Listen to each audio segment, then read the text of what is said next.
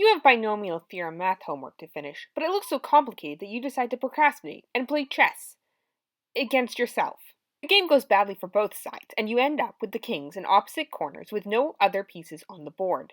Before calling a draw, you wonder, how many possibilities are there for the kings to meet on the board? To make it simpler, you remove one king and decide to see how many possible paths there are to get just one king to the other end of the board by only moving down or to the right. Diagonals seem too complicated at the present moment. You decide to start by seeing how many possibilities there are to get one square over.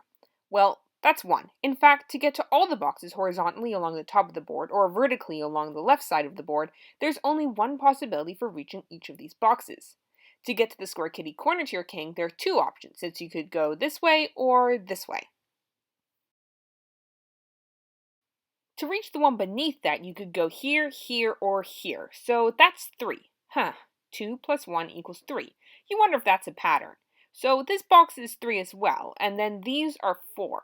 According to this pattern, where you add the two boxes directly beside or above, that would mean that this box would be 6. You check. Yup, it's 6. Counting gets more complicated after that, so you decide to go all the way across the board following this pattern. Those numbers look like that Pascal's triangle thing your math teacher was talking about. You pull out your math notes to take a closer look, and there it is, Pascal's triangle. Turns out, Pascal's triangle can be used to solve binomial theorem. So how does this work? So the one at the top is to the 0th power. Then we have the first power, then second power, then third, fourth, fifth. Let's say you have a plus b to the power of 4. So going to the 4th power in Pascal's triangle, you copy 1, 4, 6, 4, 1. Now, how do you figure out what powers the numbers have? You take a to the 4th, because that is the highest, and then go down from there. Then you start with b to the 0th power, so b equals 0, and then count upwards till you reach 4. You can simplify this and make it tidy, and there you have it.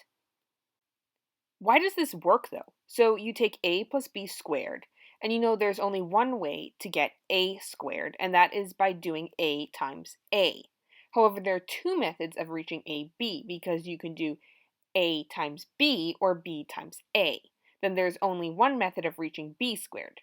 You see, the 1, 2, and 1 line up with the third row of Pascal's triangle.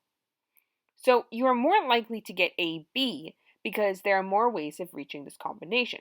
Kind of like when you roll 2 dice, you have higher chances of rolling a 6, 7, or 8 than a 2 or 12. In fact, binomial theorem is used in the day-to-day world to calculate the probability of economics, weather, finance, and even architecture.